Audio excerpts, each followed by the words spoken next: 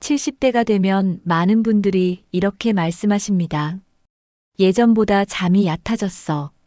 밤에 자꾸 깨서 다시 잠들기가 어려워. 아무리 자도 피곤하네. 잠을 자는 시간은 비슷한데 자고 나도 개운하지 않고 밤이 두렵다고 느껴질 때도 있습니다. 사람들은 말합니다. 그 나이 땐 원래 그래. 노인이라서 잠이 짧은 거야. 하지만 정말 그럴까요? 사실 잠을 못 자는 이유는 나이 때문이 아니라 습관 때문일 수 있습니다. 평소에 별 생각 없이 반복하는 생활 습관 하나하나가 뇌를 깨우고 몸을 긴장시키고 결국 잠을 방해하고 있는 거죠. 오늘 영상에서는 70대가 잠을 못 자는 진짜 이유, 그리고 잘못된 생활 습관 10가지를 짚어보고 잠을 부르는 방법까지 함께 알려드립니다. 자고 나도 개운한 아침을 원하신다면 지금부터 꼭 끝까지 들어보세요. 낮에 한숨 자고 나면 개운하다고 느끼시는 분들 많죠. 하지만 낮잠을 오래 자면 오히려 밤잠이 방해될 수 있습니다. 우리 몸에는 낮과 밤을 구분하는 생체 시계가 있는데 이 시계를 흐트러뜨리는 게 바로 낮잠이에요. 특히 30분 이상 깊게 잠들면 몸은 그걸 밤으로 착각해서 밤에 다시 잠들기 어려워집니다. 낮에 깊게 자는 습관이 반복되면 밤마다 뒤척이고 자꾸 깨는 패턴이 생길 수 있어요. 결국 자는 시간은 많지만 질 좋은 수면은 점점 줄어들게 됩니다. 낮잠은 몸에 좋을 수도 있지만 조건이 맞아야 합니다. 그 조건 중 가장 중요한 게 바로 짧은 시간입니다. 낮잠은 15분에서 20분 정도가 가장 이상적이고 시간은 오후 1시에서 3시 사이가 좋습니다. 이 시간대는 자연스럽게 졸림이 오는 시간이라 짧게 눈을 붙이면 밤잠에도 크게 영향을 주지 않아요. 하지만 오후 4시 이후에 자거나 30분 넘게 깊은 잠에 빠지면 밤에 쉽게 잠들기 어렵게 됩니다. 낮잠은 잠깐 가볍게 쉬는 수준으로만 생각해 주세요. 그래야 밤에 푹 잘 수 있습니다. 물론 낮잠이 필요할 때도 있습니다. 밤잠을 설쳤거나 몸이 유난히 무겁게 느껴질 땐 짧은 낮잠이 회복에 도움이 됩니다. 하지만 낮잠도 방법이 중요합니다. 먼저 낮잠을 자려면 밝고 통풍이 잘 되는 곳에서 자는 게 좋아요. 너무 어두운 방에서 침대에 누우면 몸은 밤으로 착각해 깊은 수면에 빠질 수 있어요. 그러면 자고 나서 더 피곤해지고 밤엔 잠이 오지 않게 됩니다. 낮잠 시간은 최대 30분을 넘기지 않는 게 좋아요. 알람을 맞춰두고 앉은 자세에서 살짝 눈을 붙이는 것도 좋은 방법입니다. 또한 커피나 녹차 같은 카페인 음료는 낮잠 전에 마시지 않는 게 좋습니다. 낮잠 후에는 가볍게 스트레칭을 해주면 몸이 깨어나고 밤 리듬에도 영향을 주지 않아요. 낮잠이 필요하다면 환경과 시간, 자세를 잘 조절해서 밤잠에 방해되지 않도록 실천하는 게 중요합니다. 낮잠도 습관입니다. 매일 비슷한 시간, 비슷한 환경에서 자면 몸도 익숙해지고 리듬도 무너지지 않아요. 예를 들어 점심을 먹고 나서 1시간 정도 지난 오후 2시쯤 커튼을 살짝 친 조용한 방에서 소파에 기대어 눈을 감아보는 거죠. 이렇게 하면 몸은 낮잠 시간으로 인식하고 짧고 깊지 않은 휴식으로 회복할 수 있습니다. 낮잠 루틴을 만들 땐 절대 침대에서 눕지 않는 게 중요해요. 침대는 뇌가 밤잠이라고 인식하는 공간이라 낮잠과 혼동되기 쉽습니다. 무릎 위에 가벼운 담요를 덮거나 조용한 음악을 틀어주는 것도 도움이 됩니다. 낮잠 후에는 반드시 햇빛을 쬐며 가볍게 몸을 움직여주는 것이 밤 수면 리듬을 회복하는 데 도움이 됩니다. 낮잠이 잘못 들면 밤잠을 망치고 낮잠을 잘 들면 밤잠이 더 깊어질 수 있습니다. 잠도 루틴이 중요합니다.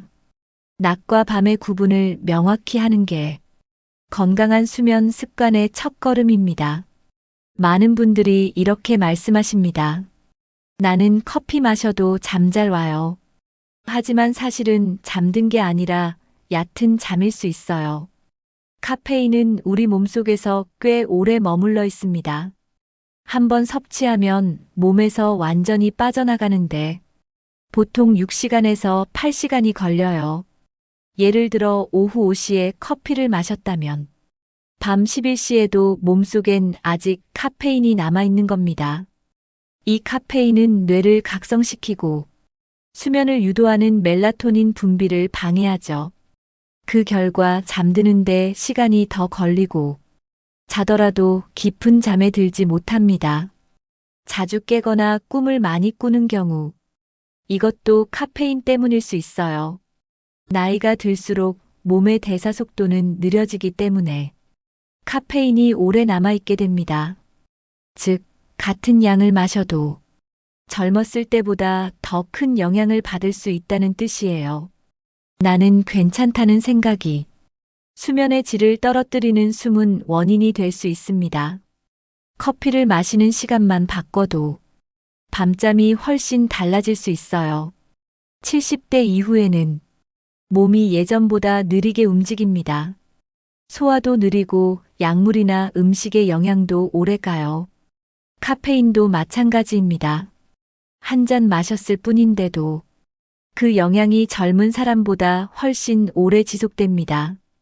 게다가 나이가 들면 불안감이나 심장 두근거림도 더 자주 생기는데 카페인이 이런 증상을 자극할 수 있어요. 특히 저녁 시간에 마시는 커피나 홍차는 수면을 방해하는 가장 큰 원인 중 하나입니다. 어떤 분들은 커피 대신 믹스커피나 초콜릿 음료를 드시는데 이 안에도 은근히 카페인이 들어 있습니다. 심지어 감기약이나 진통제에도 카페인이 포함된 경우가 있으니 주의가 필요해요. 70대 이후엔 하루 전체 리듬이 예민해지기 때문에 작은 자극 하나에도 수면 패턴이 흔들릴 수 있습니다.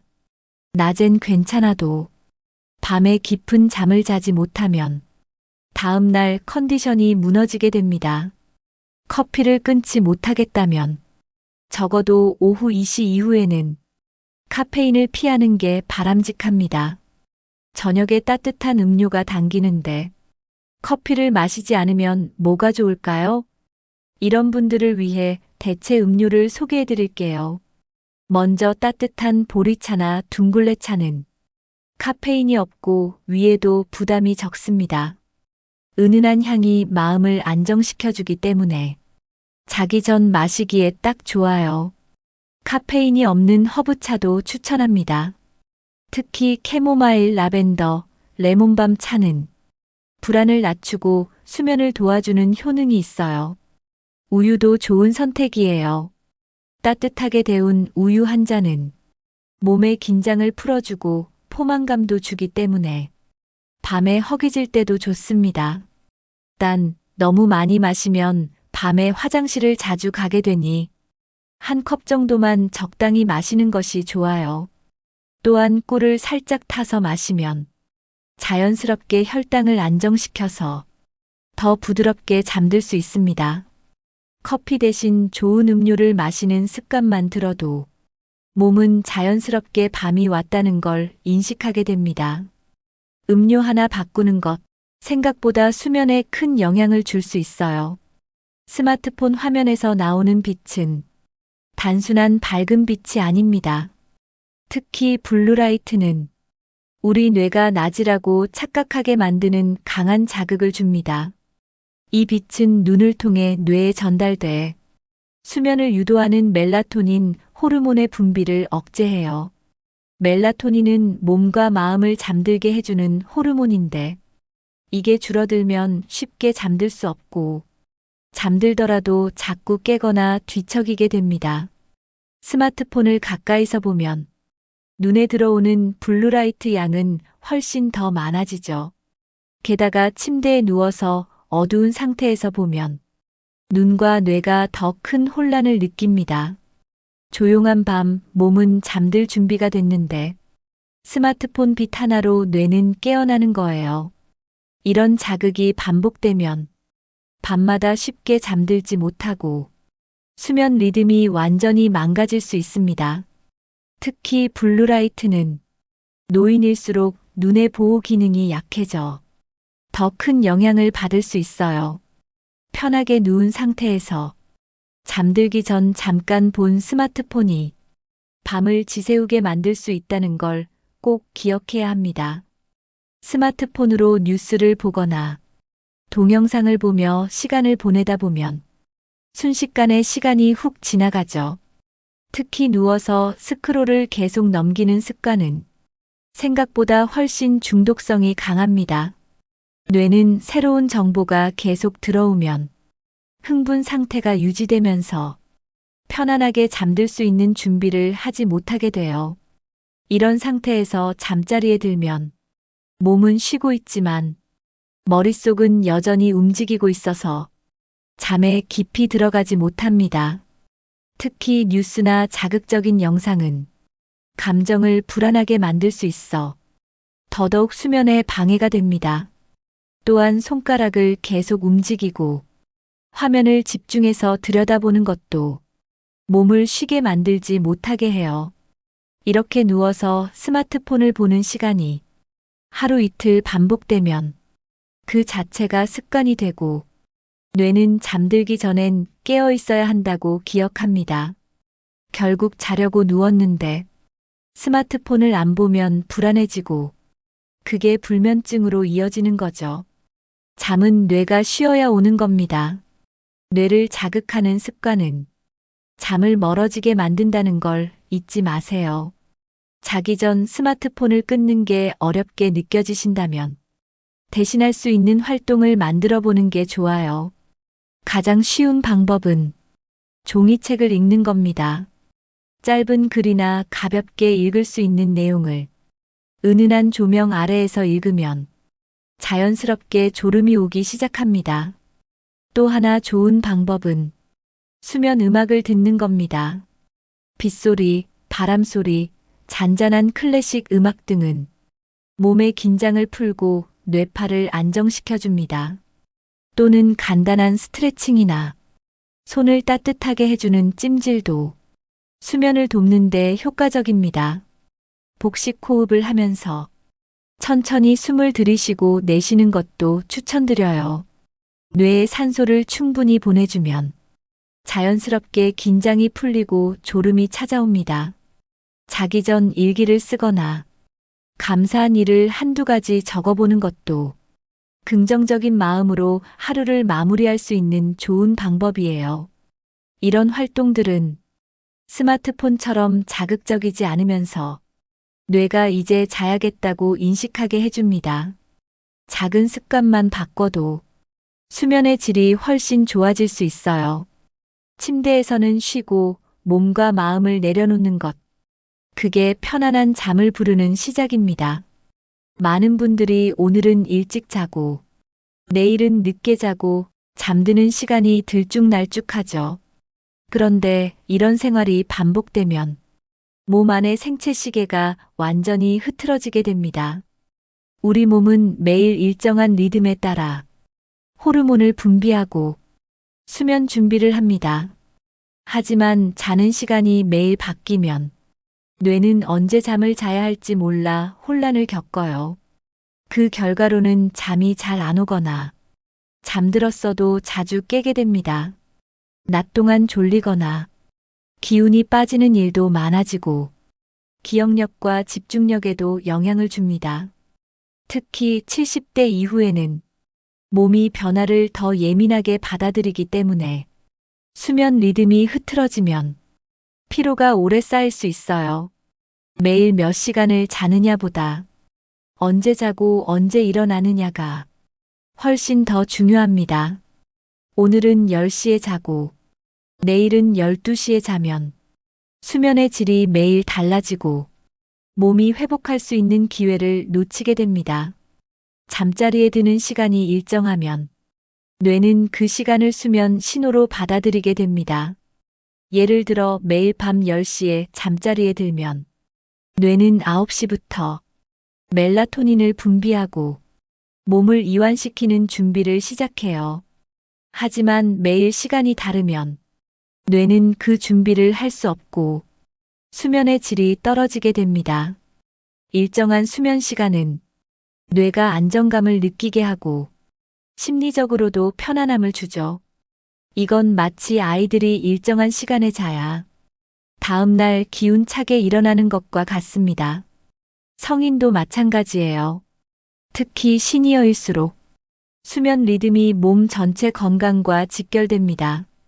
잠드는 시간이 일정해지면 자연스럽게 배고픈 시간, 활기찬 시간, 쉬는 시간도 규칙을 갖게 돼요.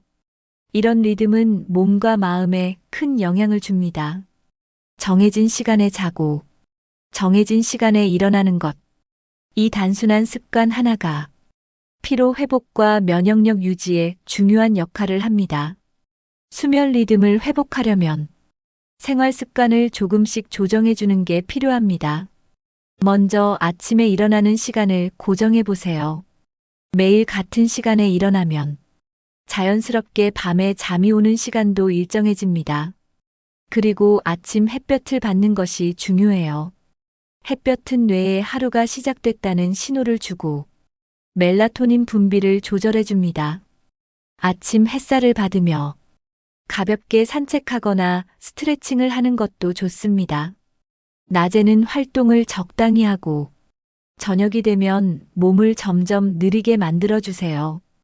예를 들어 오후 6시 이후에는 자극적인 뉴스나 대화를 피하고 조용한 환경을 만드는 게 도움이 됩니다. 식사는 취침 3시간 전쯤에 마치고 카페인과 술은 피하는 것이 좋아요.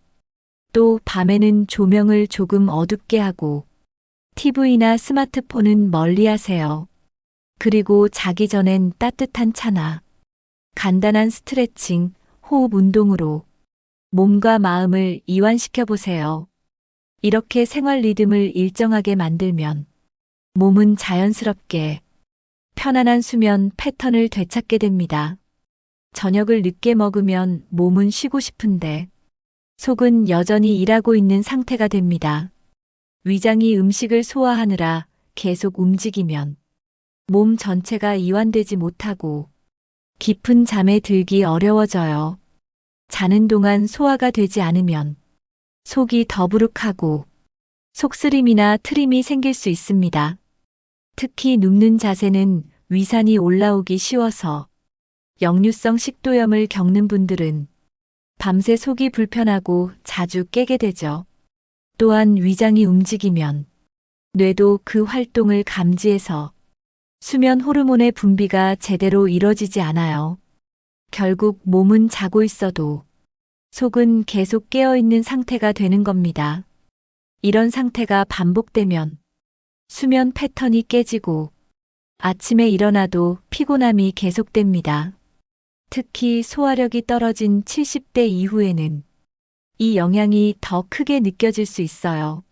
먹고 바로 자도 괜찮다는 말은 젊을 때 이야기일 수 있습니다.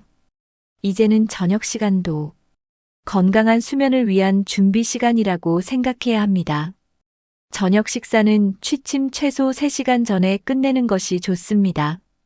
예를 들어 밤 10시에 주무신다면 저녁은 7시 이전에 마치는 게 가장 이상적이에요. 이 시간은 위가 음식물을 소화하고 몸이 충분히 이완될 수 있는 여유를 줍니다. 또한 일정한 시간에 식사하는 습관은 수면 리듬에도 긍정적인 영향을 줍니다. 불규칙한 식사 시간은 몸의 리듬을 혼란스럽게 만들고 수면의 질도 떨어뜨릴 수 있어요. 특히 늦은 시간에 무거운 음식이나 기름진 음식을 먹으면 위장의 부담이 커져서 소화가 늦어집니다. 이럴 땐 복통이나 속쓰림, 트림 같은 증상이 나타나고 잠을 자도 자꾸 깰 수 있어요. 반대로 너무 일찍 먹고 자기 전에 배가 고프면 또 그것 때문에 잠들기 어렵습니다. 그래서 적당한 저녁 식사 시간과 포만감을 주는 식단 조절이 중요합니다. 위에 부담이 덜 가는 음식과 편안한 식사 분위기를 만드는 것도 숙면을 위한 좋은 준비가 될 수 있어요. 어쩔 수 없이 저녁 시간이 늦어졌다면 조금이라도 위에 부담이 덜한 음식을 선택하는 것이 중요합니다. 첫 번째는 죽입니다. 쌀죽, 야채죽처럼 부드러운 식감의 음식은 소화가 잘 되고 위를 편안하게 해줍니다. 두 번째는 삶은 달걀이나 두부 같은 단백질 위주의 가벼운 음식입니다. 기름에 튀기지 않고 삶거나 찐 형태로 드시는 게 좋습니다. 세 번째는 바나나입니다. 식이섬유와 칼륨이 풍부해서 속을 부드럽게 하고 포만감도 줄 수 있어요. 반면 라면, 피자, 튀김류 같은 자극적인 음식은 소화에 시간이 오래 걸리고 위산을 자극해서 수면을 방해할 수 있습니다. 또한 매운 음식이나 탄산 음료도 위장을 흥분시켜서 잠을 멀리하게 만들 수 있어요. 늦은 저녁이라면 한 끼를 다 먹으려 하기보다는 속을 달래는 가벼운 음식으로 대체하는 것이 더 좋습니다. 따뜻한 미음이나 달걀찜 한두 숟갈만 먹고 물은 천천히 마시는 게 도움이 됩니다. 음식을 고를 때 맛보다는 소화와 수면을 생각하는 것. 그게 바로 건강한 저녁 습관입니다. 우리가 잠이 오는 건 단순히 피곤해서가 아니라 멜라토닌이라는 호르몬이 나오기 때문입니다. 이 멜라토닌은 어두워질수록 더 많이 분비되고 뇌에 이제 잘 시간이다라고 알려주는 역할을 해요. 하지만 조명이 너무 밝으면 이 멜라토닌의 분비가 억제돼서 몸은 밤이 아니라 낮이라고 착각하게 됩니다. 특히 형광등처럼 새하얀 조명은 낮에 사용하는 빛이라 밤에 켜두면 뇌가 잘 준비를 하지 못합니다. 수면 호르몬이 줄어들면 잠이 잘 안 오고 자는 동안 자주 깨게 될 수 있어요. 어떤 분들은 불 끄면 무서워서 못 자요라고 하시는데 완전히 어둡지 않아도 괜찮습니다. 조명 밝기만 살짝 줄이거나 노란색 계열의 은은한 조명으로 바꾸는 것만으로도 멜라토닌 분비에는 큰 차이가 생깁니다. 자기 전까지 밝은 조명 아래에 있으면 몸이 쉬지 못하고 긴장 상태를 유지하게 돼요. 밤이 되면 조명을 자연스럽게 줄여주는 것. 그게 바로 수면 준비의 시작입니다. 잠자기 전 조명을 바꾸는 건 어렵지 않습니다. 몇 가지 작은 변화만 줘도 수면 환경은 훨씬 좋아질 수 있어요. 첫째, 형광등은 끄고 스탠드나 간접 조명을 사용하는 습관을 들여보세요. 스탠드는 노란빛이 도는 따뜻한 색이 좋고 밝기는 책을 읽을 수 있을 정도면 충분합니다. 둘째, 조명의 위치도 중요합니다. 천장에서 내려오는 직사광선보다 벽이나 바닥 쪽에서 퍼지는 빛이 눈과 뇌에 자극이 덜합니다. 셋째, 잠자기 1시간 전부터는 조명을 어둡게 조절해서 몸이 자연스럽게 이완되도록 도와주세요. 넷째, 수면 전에는 텔레비전과 스마트폰 사용도 줄이는 게 좋습니다. 이 기기들에서도 강한 빛이 나오기 때문에 조명을 어둡게 해도 효과가 떨어질 수 있어요. 그리고 은은한 무드등이나 작은 수면등을 켜두면 심리적으로 안정감을 주는 효과도 있습니다. 이런 작은 습관들이 모여서 뇌는 밤이라는 걸 인식하고 수면 호르몬을 충분히 분비하게 됩니다. 수면에 도움이 되는 조명의 색은 주황색이나 노란색 계열입니다. 이런 따뜻한 색조는 심리적으로 편안함을 주고 눈의 피로도 덜어주는 역할을 해요. 반대로 하얀색이나 파란색 계열의 빛은 각성 작용이 있어서 뇌를 깨우는 효과가 더 큽니다. 그래서 병원이나 사무실에서 주로 흰빛 형광등을 쓰는 이유도 그 때문이에요. 밝기 또한 너무 세면 안 됩니다.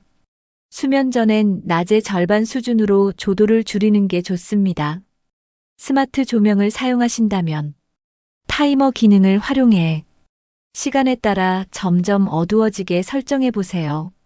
자연스럽게 빛이 줄어들면 몸도 함께 이완되고 졸음이 찾아오기 쉬워요. 또 수면등은 눈높이보다 아래쪽에 설치하는 것이 눈에 직접적인 자극을 줄이지 않아 좋습니다. 조명의 색과 밝기만 바꿔도 수면의 질이 놀랍도록 달라질 수 있습니다. 잠은 어두움 속에서 피어나는 것입니다. 이제는 빛을 줄이고 몸을 편안하게 쉬게 해보세요.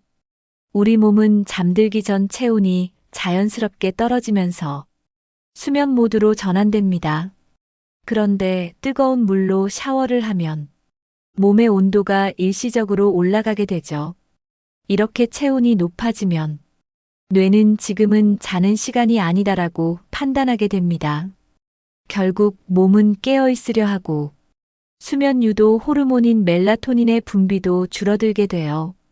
뜨거운 물로 샤워하면 순간적으로는 몸이 나른하고 개운한 느낌이 들 수 있지만 실제로는 뇌와 몸이 더 각성되는 상태가 되는 겁니다. 특히 샤워 후 바로 눕게 되면 몸에 남아있는 열기가 오히려 잠드는 걸 방해할 수 있어요. 더운 물로 샤워한 후 몸이 식을 시간을 주지 않으면 잠자리에 들어서도 한참 뒤척이게 됩니다. 나이가 들수록 체온 조절 기능도 떨어지기 때문에 뜨거운 물에 민감하게 반응할 수 있어요. 그래서 자기 전에 샤워할 땐 더 따뜻하게보다는 조금 미지근하게를 기억하셔야 합니다. 샤워는 수면 1시간에서 1시간 반 전에 하는 것이 가장 좋습니다. 이 시간은 샤워로 인해 높아진 체온이 자연스럽게 떨어지면서 몸이 편안해지는 데 필요한 여유를 줍니다. 샤워는 짧고 간단하게 온도는 따뜻함을 느낄 수 있을 정도로만 유지하세요. 너무 뜨겁지 않은 물로 5분에서 10분 정도 샤워하는 게 적당합니다.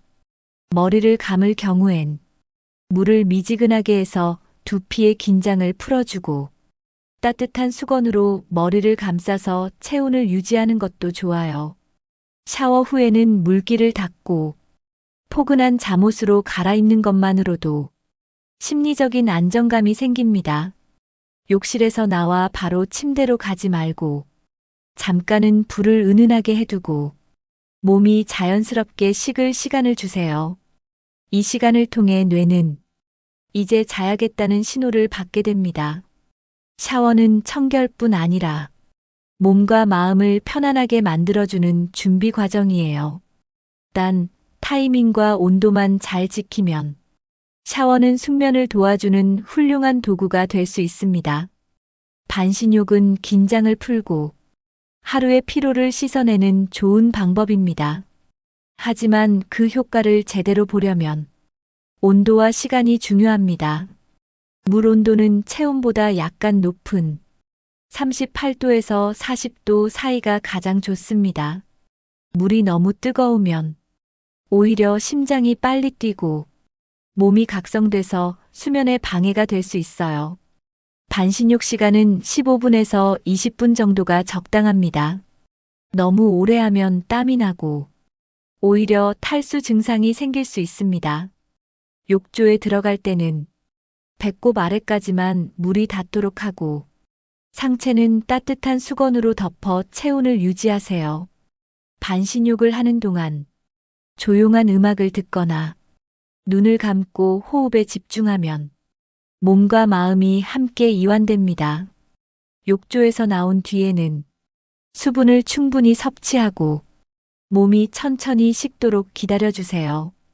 반신욕은 하루의 긴장을 내려놓는 좋은 습관이지만 잘못하면 오히려 수면을 방해할 수 있어요. 온도, 시간, 그리고 나오는 타이밍만 잘 지켜도 푹 잘 수 있는 밤이 찾아옵니다.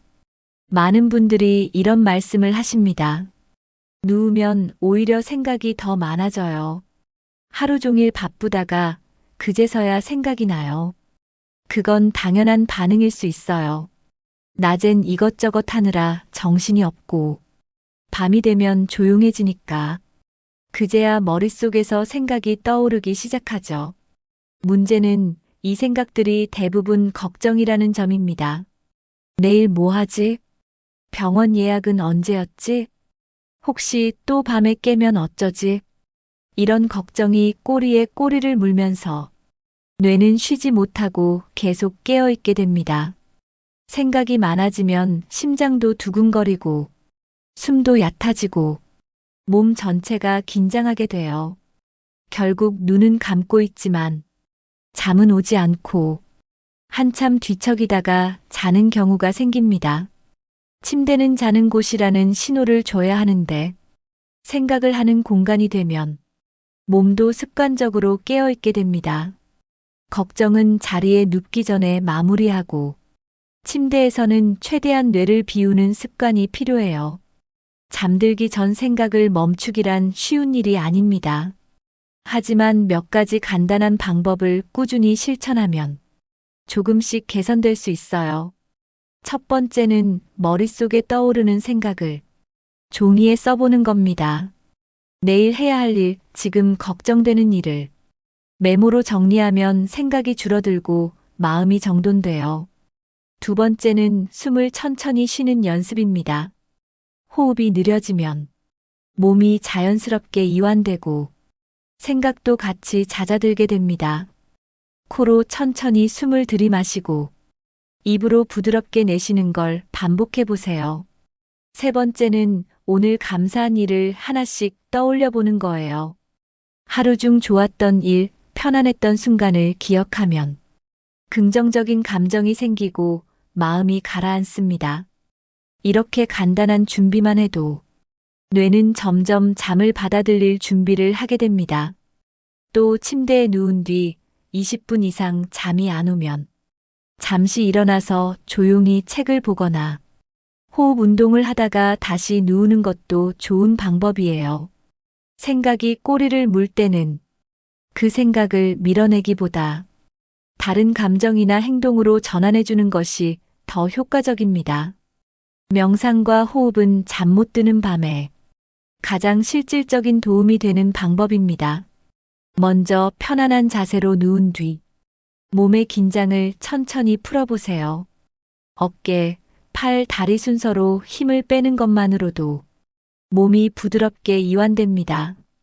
이제 천천히 숨을 들이마시고 더 천천히 내쉬어 보세요.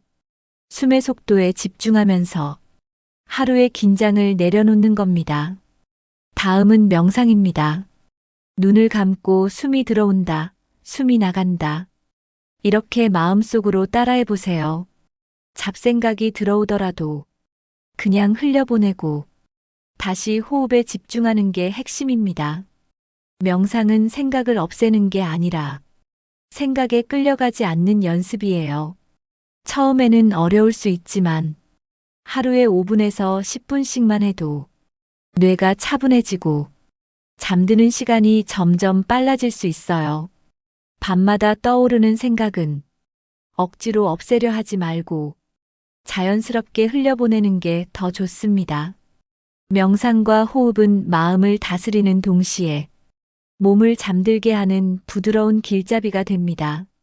침대는 원래 잠을 자는 공간입니다. 하지만 많은 분들이 침대에서 TV를 보거나 책을 읽고 간식까지 드시곤 하죠. 이렇게 다양한 활동이 반복되면 뇌는 침대를 휴식 공간이 아닌 깨있는 공간으로 인식하게 됩니다. 그러면 누웠을 때 자동으로 잠이 오는 게 아니라 오히려 뇌가 깨어있게 돼요. 특히 TV나 스마트폰을 침대에서 보는 습관은 뇌를 자극하는 대표적인 원인이 됩니다. 이런 습관이 쌓이면 침대에 누워도 몸이 편해지지 않고 잠드는데 시간이 오래 걸릴 수 있어요. 또한 잠드는 순간까지 뇌가 일하면 자는 동안에도 깊은 수면을 유지하기 어렵습니다. 잠은 뇌가 쉬는 시간인데 침대에서 자꾸 깨어있게 만들면 자고 일어나도 피로가 풀리지 않게 됩니다. 그래서 침대는 잠만 자는 곳이라는 신호를 뇌에 확실하게 줘야 해요. 침대에 누우면 몸이 저절로 이완되고 눈이 감기도록 만드는 환경을 조성해야 합니다. 침대 위에서 책을 읽고 간식을 먹고 대화를 나누고 심지어 일까지 하다 보면 침대는 맞는 공간처럼 되어버립니다. 하지만 이런 다양한 활동이 반복되면 뇌는 혼란스러워집니다. 지금 이 공간이 자는 곳인지 아니면 활동하는 곳인지 구분하지 못하게 되죠. 결국 침대에 누워도 몸이 자동으로 쉼을 시작하지 못하고 뇌는 계속 깨어 있으려는 습관이 생깁니다. 이런 상태에선 잠이 쉽게 오지 않고 자더라도 얕은 잠을 반복하게 됩니다. 또한 침대에서 간식을 먹는 습관은 위장에도 부담을 주고 수면에 영향을 줄 수 있어요. 간식을 먹으면 소화기관이 움직이게 되고 이는 몸이 쉬는데 방해가 됩니다. 그리고 먹고 바로 눕게 되면 속쓰림이나 위산 역류가 생겨 더 깊은 잠을 방해할 수 있어요. 이런 사소한 행동 하나하나가 수면 리듬을 무너뜨리고 밤마다 잠들기 어려운 몸을 만드는 겁니다. 침대에선 오직 잠만 자는 습관을 만들어야 몸과 뇌가 함께 편안해질 수 있어요. 편안한 잠을 위해선 침대 환경을 수면에 맞게 바꾸는 것이 중요합니다. 먼저 이불과 베개는 내 몸에 맞는지 확인해 보세요. 너무 높거나 낮은 베개는 목과 어깨를 긴장시켜 잠을 방해할 수 있어요. 이불은 가볍고 따뜻한 소재로 체온을 일정하게 유지해 주는 것이 좋습니다. 또한 침실 온도는 약간 서늘한 느낌이 좋습니다. 적정 온도는 18도에서 20도 사이가 이상적이에요. 조명은 가능한 한 어둡게, 빛이 있다면 노란색 계열의 무드 등으로 교체해 보세요. 소음이 있다면 백색 소음기나 조용한 수면 음악을 틀어주는 것도 효과적입니다. 스마트폰은 침대 머리맡에 두지 말고 멀리 두거나 아예 다른 방에 두는 것이 좋습니다. 침대 위에는 간식, 책, 리모컨 같은 물건들도 올려두지 않는 게 좋아요. 이런 물건들이 눈에 보이면 뇌는 자꾸 활동하려는 습관을 기억하게 됩니다. 침대는 오직 자는 용도라는 인식을 몸과 뇌에 심어주는 것이 가장 자연스럽고 깊은 잠을 부르는 길입니다. 수면제를 한두 번 먹고 잠이 잘 오면 이거 편안해라고 느낄 수 있습니다. 하지만 문제는 그 편함이 자주 반복될 때 생깁니다. 수면제는 일시적으로 잠들게 할 순 있지만 자연스러운 수면을 유도하진 않습니다. 즉, 잠을 재운다기보다 기절시키는 것에 가깝습니다. 이런 상태가 계속되면 뇌는 스스로 잠드는 능력을 잃게 되고 수면제 없이는 잠을 못 자는 몸이 되기 쉽습니다. 또한 수면제를 오래 복용하면 기억력 저하, 어지럼증, 졸림 같은 부작용이 생길 수 있어요. 특히 70대 이후엔 약의 분해 능력이 떨어지기 때문에 잔존 효과가 아침까지 이어져 낙상 위험도 높아집니다. 갑자기 끊게 되면 금단 증상이 생길 수 있고 불안이나 두근거림이 생기기도 해요. 그래서 수면제는 정말 필요한 경우에만 단기간 사용하는 것이 원칙입니다. 잠을 잘 자고 싶다면 약보다는 내 몸의 리듬을 바꾸는 게 훨씬 안전하고 효과적인 방법이에요. 약 없이 편안한 잠을 자려면 몸이 스스로 잠들 수 있는 환경과 리듬이 필요합니다. 가장 기본은 일정한 수면 시간입니다. 자는 시간과 일어나는 시간을 일정하게 유지하면 몸이 그 시간에 맞춰 반응하게 됩니다. 두 번째는 햇빛입니다. 아침에 햇살을 쬐는 습관은 생체 시계를 리셋시키고 밤에 멜라토닌이 잘 나오게 도와줍니다. 세 번째는 활동량입니다. 낮에 적당한 활동과 운동이 있어야 밤에 자연스럽게 피로감이 오고 숙면에 도움이 됩니다. 네 번째는 저녁 루틴입니다. 자기 전 스트레칭, 명상, 따뜻한 물 마시기 같은 몸을 이완시키는 습관은 잠을 부르는 좋은 준비가 됩니다. 5번째는 마음 비우기입니다. 걱정과 생각은 종이에 적거나 호흡에 집중하면서 흘려보내는 연습이 필요해요. 이 5가지를 꾸준히 실천하면 자연스럽게 잠드는 몸으로 조금씩 변화할 수 있습니다. 약보다 더 강한 건 내 몸의 리듬입니다. 그 리듬을 믿고 다시 되찾아 보세요. 잠을 잘 자기 위한 가장 좋은 방법은 매일 반복되는 저녁 루틴을 만드는 것입니다. 루틴은 특별할 필요 없습니다. 매일 같은 시간에 식사하고 가볍게 걷거나 스트레칭을 해보세요. 그 다음 조명을 줄이고 TV나 스마트폰을 멀리 하세요. 따뜻한 물 한 잔이나 카페인 없는 차를 마시고 좋아하는 음악을 틀어두는 것도 좋아요. 가볍게 명상이나 호흡 운동을 하면서 몸의 긴장을 푸는 시간도 넣어보세요. 이런 루틴은 이제 잘 시간이다라는 신호를 몸과 뇌에 자연스럽게 전달하게 됩니다. 처음엔 효과가 없을 수도 있지만 3일, 5일, 일주일 반복될수록 몸은 그 신호에 반응하기 시작합니다. 낮잠은 줄이고 밤에는 조용히 하루를 정리하는 루틴이 가장 좋은 수면제입니다. 매일 똑같은 순서로 하루를 마무리하는 것. 그게 바로 평온한 밤을 여는 열쇠입니다. 지금까지 잠 못 이루는 70대의 밤, 그 원인이 단순한 나이 때문이 아니라 생활 속 작은 습관 때문일 수 있다는 이야기 나눠봤습니다. 낮잠을 오래 자는 습관, 자기 전 커피 한 잔, 침대에서 스마트폰 보는 행동, 무심코 켜둔 밝은 조명, 뜨거운 물로 하는 샤워까지 그 어느 것도 당장은 별일 아닌 것처럼 보이지만 이게 하나 둘 쌓이면 밤마다 뒤척이게 만들고 아침에도 피곤한 몸을 만들 수 있습니다.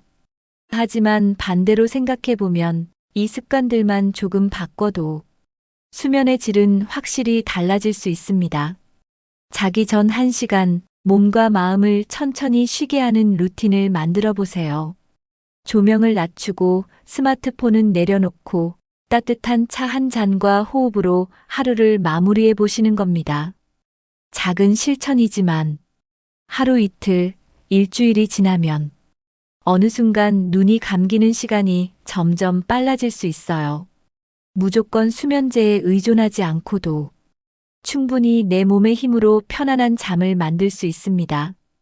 오늘 영상에서 소개한 내용 중 가장 공감된 습관은 어떤 것이었나요? 혹시 여러분이 실천하고 있는 좋은 수면 루틴이 있다면 댓글로 함께 나눠주세요. 당신의 이야기가 다른 시청자분들에게 큰 도움이 될 수 있습니다. 이 영상이 도움이 되셨다면 좋아요, 구독, 알림 설정까지 부탁드리고요.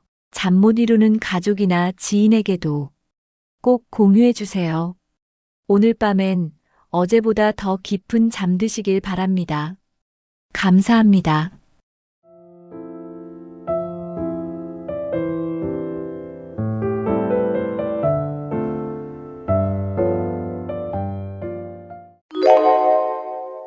나이가 들수록 우울증은 누구에게나 찾아올 수 있습니다. 하지만 많은 분들이 단순히 나이가 들어서 혹은 그냥 피곤해서라고 생각하며 지나치곤 하죠. 사실 우울증은 몸과 마음이 보내는 경고 신호일 수 있습니다. 특히 70대에는 신체적 변화와 함께 환경적 요인도 우울증을 유발할 가능성이 큽니다. 오늘은 70대에 나타날 수 있는 우울증의 주요 증상과 극복 방법을 알아보겠습니다. 1. 우울증이 노년기에 흔한 이유. 신체적 건강 문제와 노화로 인한 변화. 노년기에는 신체적인 건강이 약해지면서 정서적인 변화가 함께 찾아올 수 있습니다. 고혈압, 당뇨, 관절염 같은 만성 질환은 일상의 불편함을 증가시키며 우울증을 유발할 가능성을 높입니다. 특히 몸이 불편하면 활동량이 줄어들고 이는 더 큰 무기력감을 불러오죠. 노화로 인해 예전처럼 활발히 움직이지 못한다는 점도 심리적으로 부담이 될 수 있습니다. 몸의 건강은 마음의 건강과 연결되어 있다는 사실을 기억해야 합니다. 가족과의 거리감과 사회적 고립. 노년기에 접어들면 가족과의 관계가 달라지는 경우가 많습니다. 자녀들이 성장에 독립하거나 멀리 떨어져 살게 되면서 가족 간의 교류가 줄어들고 혼자 있는 시간이 늘어날 수 있습니다. 또한 이전에 활동하던 직장이나 사회적 역할이 없어지면서 사람들과의 교류가 줄어드는 것도 고립감을 느끼게 합니다. 이러한 고립은 우울증으로 이어질 가능성을 높이는 큰 요인입니다. 삶의 변화로 인한 정서적 충격. 노년기에는 은퇴, 배우자의 사별, 친구와의 이별 등 큰 변화가 자주 일어납니다. 이러한 변화는 심리적으로 큰 충격을 주며 우울감을 유발할 수 있습니다. 특히 삶의 목적이나 일상의 루틴이 사라졌다고 느끼는 순간 정서적 불안정이 더 커질 수 있습니다. 이때 스스로를 돌보지 않으면 이런 감정이 쌓여 우울증으로 발전할 수 있습니다. 삶의 변화를 받아들이고 새로운 목표를 찾는 것이 중요한 이유입니다. 2. 70대 우울증의 주요 증상. 식욕 변화와 체중 감소 또는 증가. 우울증이 있으면 식욕이 줄어들거나 반대로 과도하게 증가하는 변화가 나타날 수 있습니다. 기운이 없어 음식을 거의 먹지 않거나 반대로 스트레스를 풀기 위해 과식하게 되기도 하죠.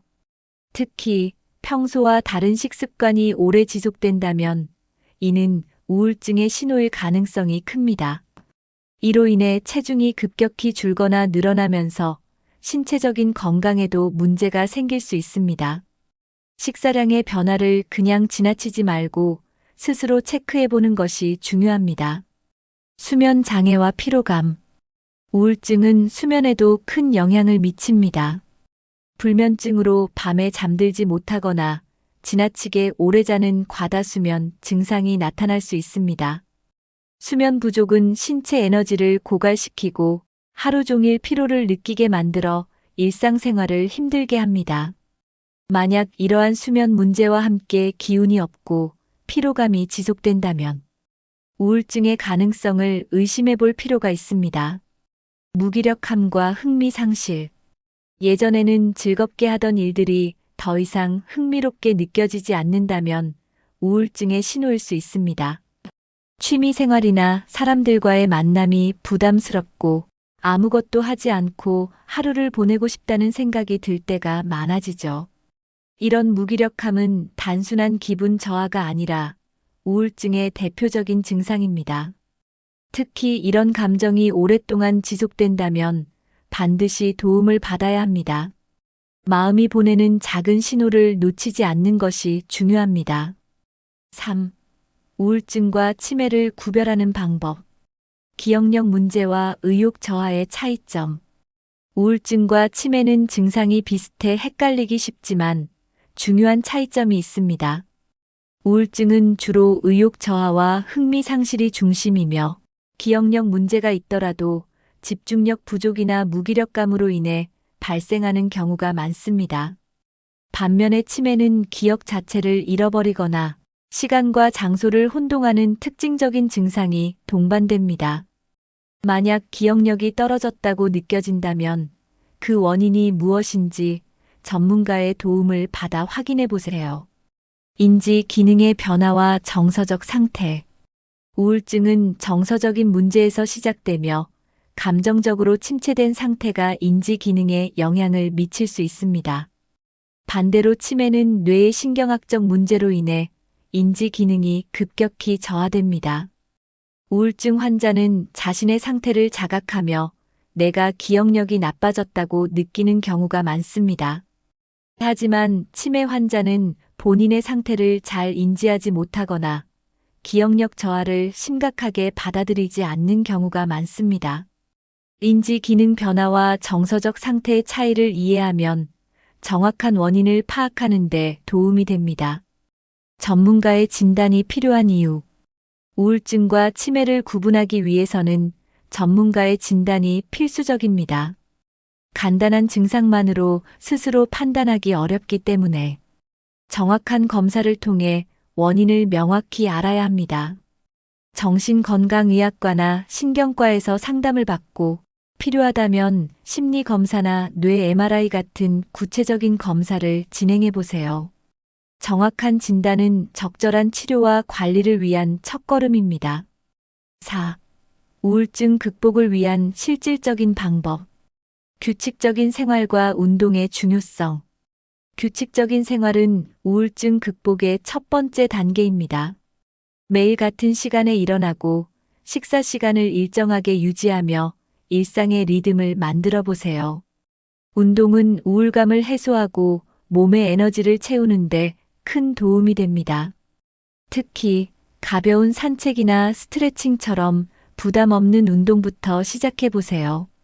작은 변화라도 꾸준히 실천하면 마음과 몸의 활력을 되찾을 수 있습니다. 취미와 사회적 활동으로 마음 돌보기. 우울증 극복에는 자신이 좋아하는 취미를 다시 시작해 보는 것도 큰 도움이 됩니다. 책 읽기, 그림 그리기, 가드닝 등 자신만의 시간을 가질 수 있는 활동을 선택하세요. 또한 친구나 이웃과의 대화를 통해 사회적 관계를 유지하려는 노력도 필요합니다. 지역 커뮤니티 모임이나 동호회에 참여하며 사람들과 교류해 보세요. 이런 활동들은 우울감을 줄이고 삶의 활력을 회복하는 데 효과적입니다. 가족과 전문가의 도움받기. 가족에게 자신의 상태를 솔직히 털어놓는 것도 중요한 과정입니다. 가족과 함께 자신의 마음 상태를 이야기하며 정서적인 지지를 받으세요. 필요하다면 전문가의 상담을 통해 더 깊이 있는 도움을 받을 수 있습니다. 심리치료나 약물치료는 우울증 극복에 매우 효과적인 방법 중 하나입니다. 혼자 해결하려 하지 말고 주위의 도움을 받아 건강한 방향으로 나아가세요. 5. 예방을 위한 일상 관리 팁. 긍정적인 사고와 감사하는 마음 유지하기. 우울증 예방에는 긍정적인 사고와 감사하는 태도가 큰 힘이 됩니다. 매일 아침 일어나 스스로 감사한 일을 떠올리며 하루를 시작해 보세요. 감사 일기를 쓰거나 작은 성공을 축하하며 스스로를 격려하는 것도 좋습니다. 마음을 긍정적으로 다스리는 습관이 몸과 정신 건강을 지키는데 큰 도움을 줍니다. 작은 행복을 찾으려는 노력이 큰 변화를 만들어냅니다. 건강한 식단과 수면 습관.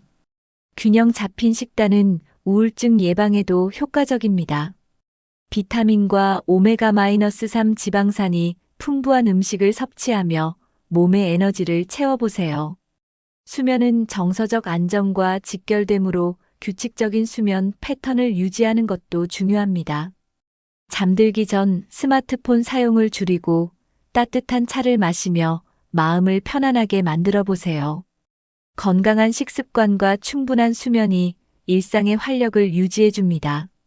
정기적인 건강 점검과 심리 상담.